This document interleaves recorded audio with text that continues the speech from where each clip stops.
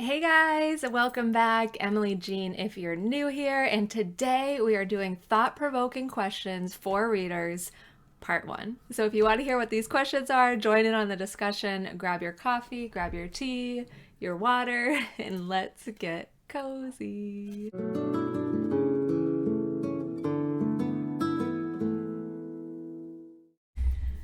Okay, so I wanted to ask some thought provoking questions as a reader to other readers, share my thoughts with you, and hopefully hear your thoughts on these as well. So I went into the Reddit thread r/books and pulled a few questions that really popped out at me. The first one, posted by Self Propelled Flower. I love that name. And this person says, there's nothing like reading when you're a child. They say, I still love reading. I do, but sometimes I miss the magic of reading as a child. There's nothing else to occupy your mind. You have so much more time to read, to get lost in a book. Your imagination is free and still being molded. I used to enjoy just the feeling of holding a book and the smell of the pages. A new book was always something to revel over, something occasional, and trips to the library to search through the shelves for something you'd like was always exciting. I also miss being read to during classes. It was always soothing to follow the voice of a teacher while you rested your head and envisioned the book in your mind. Okay, so my thoughts on this. I am so glad I still feel this way. I feel every part of this. I still feel the magic. I still get lost. I still find the time to read. I still feel like my imagination is free and being molded. I love the feeling of holding a book. I love trips to the library, all of it. I'm still on board. I'm still a child at heart when it comes to reading. It brings all of that to me still. So I don't know if that's something others have lost over time. I don't know if it's something you read as a child and then maybe you didn't through your adulthood and you're trying to reconnect to it now. I don't know, but I never lost that love of reading, and I'm so grateful for that. The part for being read to, there is something really beautiful about being read to, and I almost get that feeling through audiobooks. So that could be an option too if you're missing that, or ask your partner to read to you. Friend, you could have like a little read along group in your book club. I mean, there's some options here, but I'm so grateful I never lost that magic. Reading is so magical. So I would say you can still read like a child when you're an adult.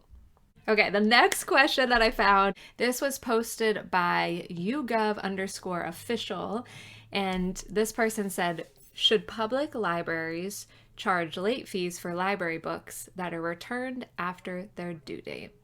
And then they shared that the New York Public Library recently announced that it will not charge late fees for overdue materials. Most Americans say public libraries should charge late fees for overdue books, compared to a quarter who said they should not. So 61% said yes, 24% said no. So what do you think? Should public libraries be charging late fees for overdue books? Here's a couple things that I kind of looked up because I wasn't sure, how do libraries receive their funding? This might be something that you guys know, but I didn't know how they receive their funding. I never really thought about it. I mean, to get your library card is free. Overdue late fees are not very much even when they do have them, and our library stopped late fees altogether during the pandemic, so I was curious how they make their money, and when I looked it up, it looks like they receive it mostly from local support, local taxes, and grants, local taxes, nonprofit, for-profit grants, and individual donors. Public funding has always been the primary source of operating revenue for libraries. So it seems like the local support is the biggest way that they receive their budget. So if it's not necessarily the money from these, especially a small local library, maybe a New York library where you might have had $100,000 in overdue fines, even then you're still paying all those salaries. So compared to what they're running and their overhead, is the late fee really making that much of a difference? And then if it's not the money that is the motivating factor for having late fees, what is it? Is it for people to return their books? Probably. So I've found, for me personally, the most effective way to get me to return my library books is to put a hold on my account so I can't take out anymore. So once you have your first late fee, or once you have your first book that's gone past due, there's a hold on your account. So I can't go into my online account and I can't check out any more books. That's my motivating factor to get my book returned, right? And I was reading through the comments and it seems like a lot of people are actually, once they have an overdue fine, they're way less likely to go into the library. There's like some level of embarrassment that they got a fine, they don't want to pay it. There's lots of reasons. And so not having overdue fees may actually encourage more participation, more reading, more patrons coming to the library. So after reading all that, I kind of think, no, don't charge late fees anymore. It's probably a headache to keep track of anyways. I don't know if they just waive them sometimes for people. If you're a librarian or you have more info about the public library system, please let me know. There may be something missing. But my opinion right now is no. Let's stop charging late fees for overdue books. The next question that I thought was really interesting came from Routine Procedure, and they said, reading a book twice, why do some people do it? This person says, I never read a book twice, with very rare exceptions. I don't know about other people. Everyone is different and has a different approach to reading. Once I've read a book, I know what's in it. I know the story, or if it's a nonfiction title, I remember the most important facts. Reading a book can take anywhere between 20 to 50 hours. I don't know. I think it's less than that. I guess it depends how long the book is. And I would rather use what little time I have in general to work through more titles on my to-read list. I can't stop thinking about the 20 to 50 hours. Okay, so I usually read a book a week and I might read an hour a day. So that's 7 hours. And I think my average page count is 200 to 300. I don't know that I'm a super fast reader, but 20 to 50 hours seems like a really long time. Am I missing something? Okay, anyways, however long it takes, yes, it does take a time investment. This person said, I'd rather use that time I have in general to work through more titles on my to-read list. I find it even more baffling when people claim to have read a book multiple times. I understand that we are all different, but don't you remember enough after a read or two? I've seen people compare it to listening to your favorite songs on loop, but it's not the same, is it? A song is 3 to 5 minutes. I can listen to a song several times in an hour. This is not a criticism of people who read the same books multiple times. I'm just curious to understand why they do it. Okay, for me personally, I reread books so I can be in that world again. The books I reread have that atmosphere that I love, the characters that I love. They feel like friends. I get to spend time with them again. Yes, I know what's going to happen, but I mean, when we hang out with our friends in real life, are there really any big surprises? Or are we having very similar conversations, same sort of atmosphere?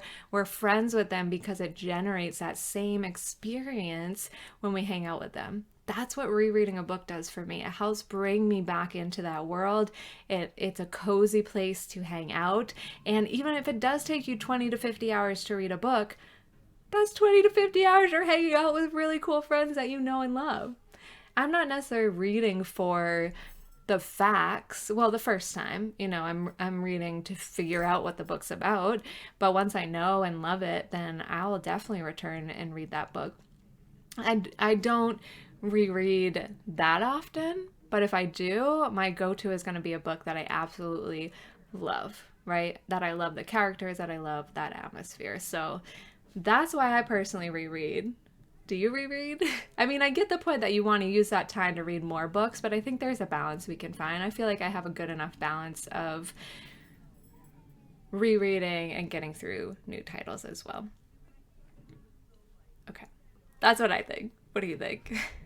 And then the final one that I wanted to chat about today was by Emicor. And this person said, I don't mean to be insincere with the question. It's a legitimate one. What's the point of a personal library? Oops. I have a large personal library I'm quite proud of, but my girlfriend has been urging me to sell it off because I don't need all those books. And the more I thought about it, I realized I didn't have a response to that. There's no real point to holding on to things years after you've read them, but what's your take? Okay. What's my take? So, my experience with the personal library has definitely shifted over time. When I was just out of college and I had my first apartment, I was so excited to be able to accumulate as many books as I want. And I was a book hoe. I had no qualms about picking up books on the side of the street, going to my library for $1 a bag books, and I didn't really choose books that I was always super excited about. I chose them because they were there. So I did end up with, I think at one point I moved 20 to 30 boxes of books between two apartments. It was a lot, maybe even 40, I can't remember. But it was a lot of books in my personal library. And for me, it felt good because it was a representation of my passion for reading. But over time, it started to feel like cumbersome to be moving them. Also, they weren't all books that I enjoyed or even had a desire to read. And I started to feel kind of caved in by all that stuff. It started to feel like clutter.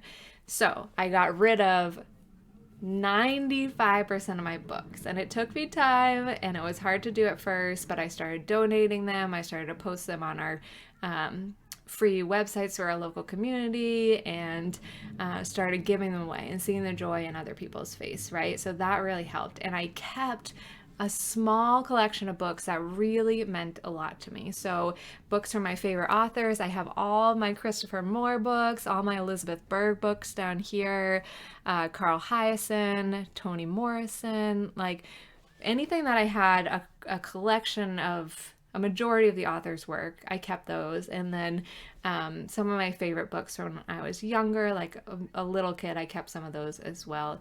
And I pretty much got rid of everything else. And it wasn't until I started my booktube channel that I started accumulating books again. But I am much more intentional about now giving them away once I've finished them, if I know I'm not going to reread them or they weren't like a 5-star super memorable book for me. I also made a big shift to just getting books out of the library so I wouldn't be accumulating that much. And so now my library is either books that are to be read that I'm excited about reading, and if they are still on there and not read after maybe a year, then I'll probably get rid of them. But I'm not accumulating too many, and I have beautiful colors, and it feels like the perfect amount for me. I just have this one shelf, this guy over here, and a little pile. So point of my personal library now is to look at books that I will probably reread or have really good memories of, or to hold the books that I'm going to read. I mean, books take up a lot of space, and so I could understand why our partners might not want all that space to be taken up. So you're definitely going to have to come to some sort of compromise. But what I would ask yourself as the owner of the personal library is, do all of these bring joy, or are they just taking up space? If they really are bringing you joy, then definitely keep them. But if it's a thing that you're keeping out of habit, you may want to readjust. So personal library, let me know what your thoughts are on them. I love to have a small personal library. If I had a larger house and a room that could be a reading office room with built-in wall shelves, then I might build out my collection a little bit more. I like houses that have books in them, but it has to be in a way that feels good for me now. Okay, so those are our thought-provoking questions, part 1. Did you like it? I think I'll do it again. Let me know what you think. Which question was most interesting for you? Okay, thanks for hanging out for another video, and hopefully I'll see you in another one very soon. Bye, guys.